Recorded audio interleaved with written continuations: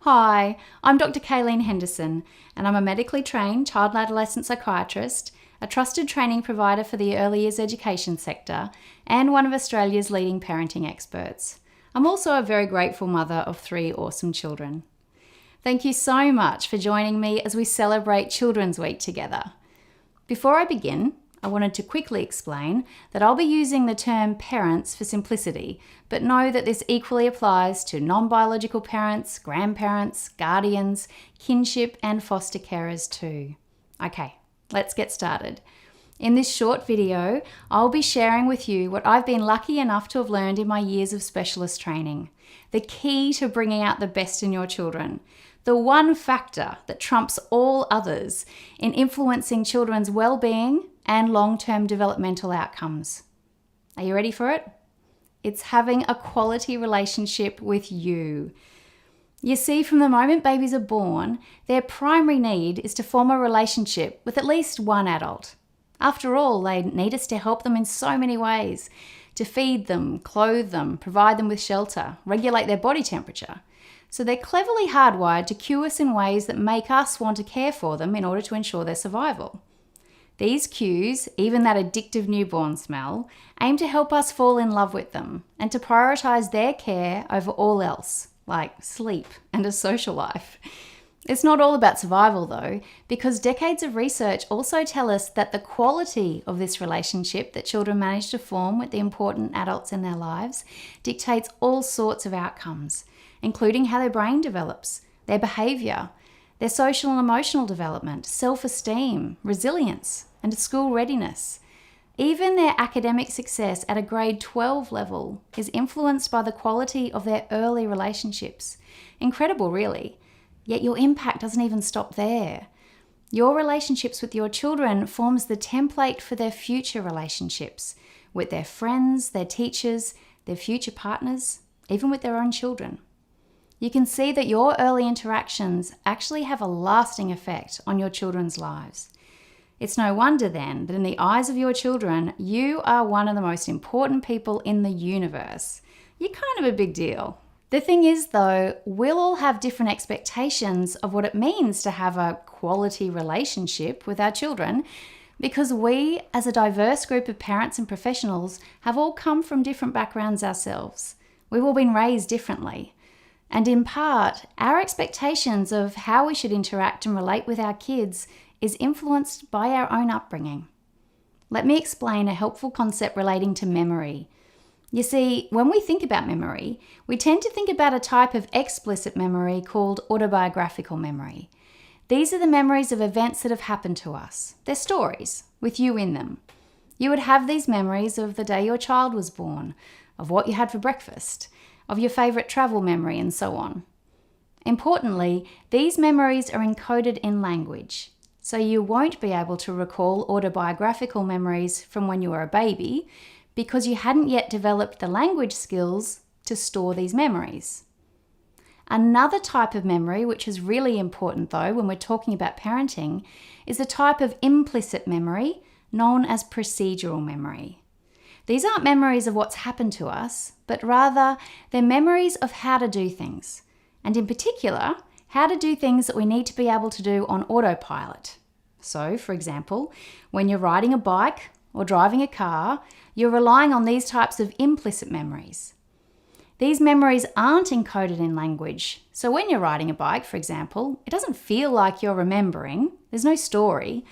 In fact, you're often not thinking about the task itself at all. You're literally able to operate on autopilot. It just feels like you're riding your bike, doing it how it ought to be done. In the same way, the way in which we were parented is stored as procedural memory. This means that when we grow up to become parents, we can just get on and parent. Have you heard that saying, I open my mouth and my mother comes out? That's your procedural memory, your autopilot. It feels to all of us like we're parenting the way it ought to be done, just like when we're riding a bike. For me, knowing about procedural memory really takes the judgment out of parenting. I have no doubt that, just like me, you've been doing your best for your kids. We all want the best for our children. But when we understand that it's often a combination of autopilot and perhaps a little trial and error that's brought us to this point, we can start to become more open to learning different strategies, ones that decades of research have reassuringly shown to have positive effects on our children's learning, development, and well-being. As I go through the following tips, I want you to reflect on which of these you do already and which of these you might be able to start to do or to tweak a little if they haven't been part of your parenting autopilot thus far, in order to make your relationship with your little ones as awesome as possible. Firstly, connect with your kids. This really is so important. The relationship your children have with you is honestly one of the most important relationships they will have in their lives. The memories you make together will define their childhood. And let's face it, we spend an awful lot of time with our kids too, so we also benefit if we can connect and have some fun together. Be playful, laugh, sing silly songs. Discover how each of your children likes to have fun and make sure you have lots of it. Ask your children questions and really listen to their answers. Ask them what their favourite songs or stories are and why. Ask them if there are any parts of the day that they find tricky. Be curious. Seek their opinions and suggestions. As you do, you won't simply develop a closer relationship with your child, but you're also modelling for them how to be in relationship with others. You can also connect with your children through touch. Small moments of incidental touch really help our kids to feel more connected with us. When I'm reaching past one of my children at the table to grab the Weet-Bix, I often pop a hand on their back. As I walk past the three of them while they're playing, I might kiss each of them on top of the head. These small moments add up and can make a big difference for our children. See the good in your kids. I'm sure there's a whole lot of good there to see. And be sure to share with your children what it is that you like about them.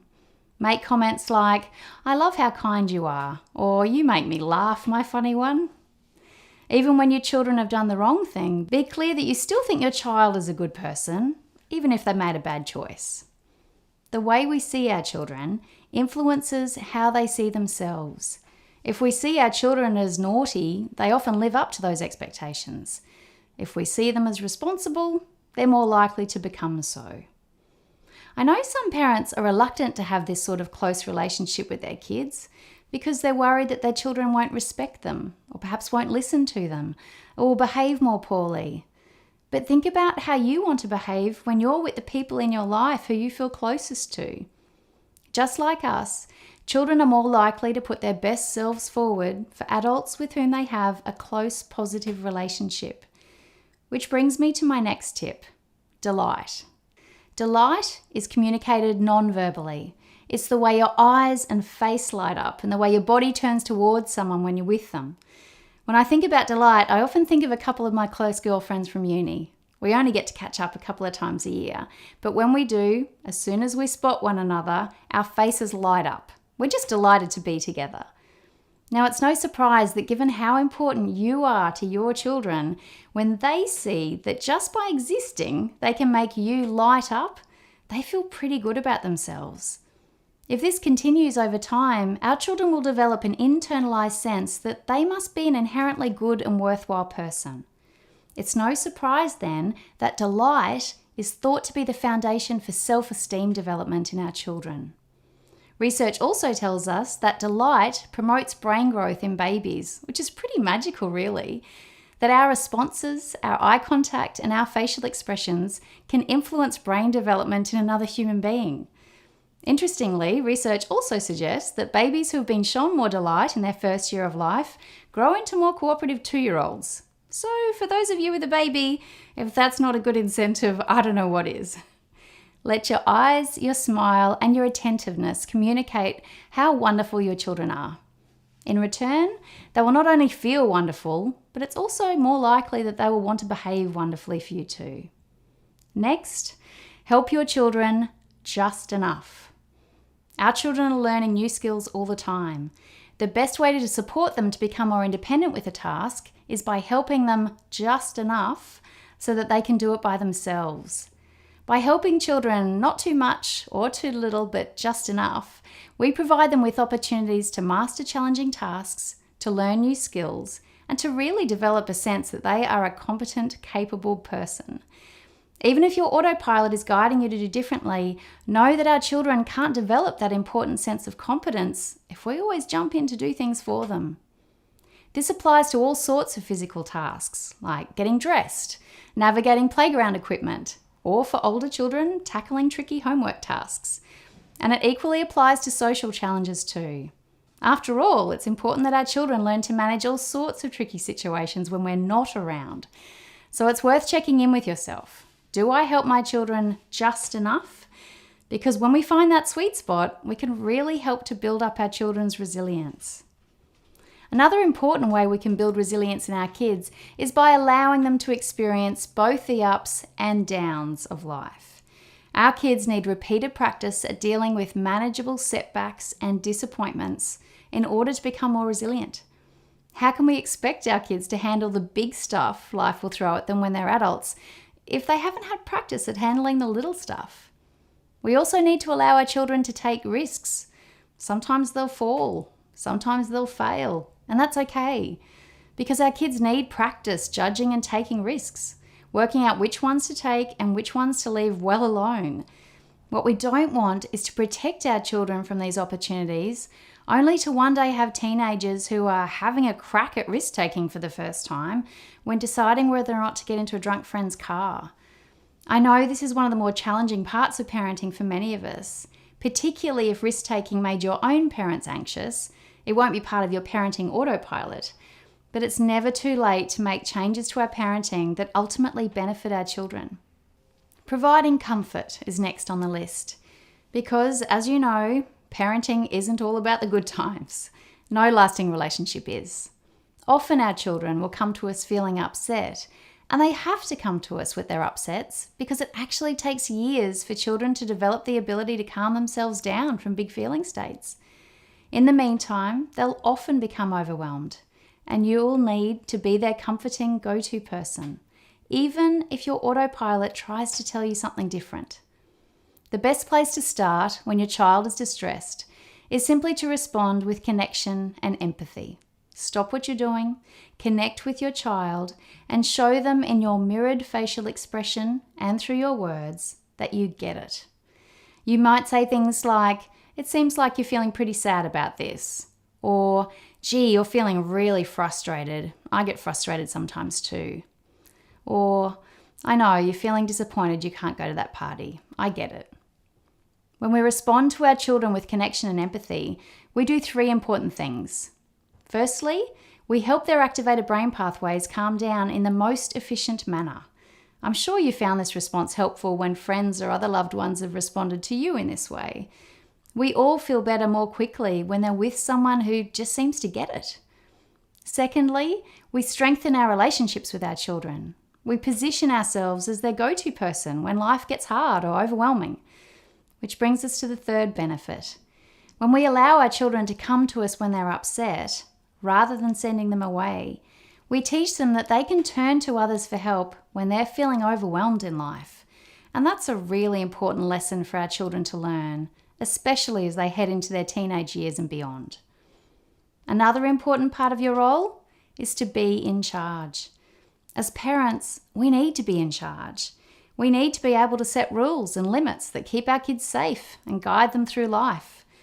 But it's important to realize that we don't have to be distant, harsh, overly strict, or frightening to do that effectively. Quite the opposite. It's really about finding that right balance as parents so that we can be both the person who is in charge and also the person our children have fun with, feel loved by, and want to turn to when life gets tricky. I've heard this middle ground referred to as no-nonsense tenderness, a phrase that I love. Let's recap those 6 important elements again as we near the end of our whirlwind relationship tour. Connect with your children, delight in them, help them just enough, build their resilience, be their comforting go-to person, and be in charge, providing your children with that all-important no-nonsense tenderness that balances their need for both independence and closeness. Some of these things you'll be doing already. They will already be a part of your parenting autopilot. But perhaps I've touched on a few things that you hadn't thought to do before. that may have been different from your own experience of having been parented. No matter what age your child is, it's never too late. It is never too late to have the kind of relationship with your child that you both want and that your child needs. Honestly, we're all learning on the job, myself included. Just ask my kids. It may feel strange for a while as you try these new approaches, just like it would if I was asking you to ride your bike differently from how you might have learned. But it's worth it. And over time, you'll develop a new, improved autopilot while bringing out the best in your children along the way. Of course, I'm aware that it's not just parents who've joined me for this message today. Educators, you are incredibly important in our children's lives, and your relationships with them, based on the same principles I've described, help to guide their lifelong learning, well-being, and healthy development. And to the decision makers in our society, thank you for joining me to learn more about the critical importance of children's early relationships. The theme of Children's Week this year reminds us that all children have the right to a standard of living that supports their well-being and healthy development, which to me says that we need to value and invest in the people who can offer these kinds of quality relationships with children, those best placed to lay the critical foundations that support our children's well-being and healthy development. And that's parents and educators. I know that our society often presents competing priorities, but honestly, what could be a better investment than our future generations? Thank you, all of you, for joining me for this whirlwind tour on how to bring out the best in our youngest Australians. I hope that I've been able to help you just enough in your important role. You've got this.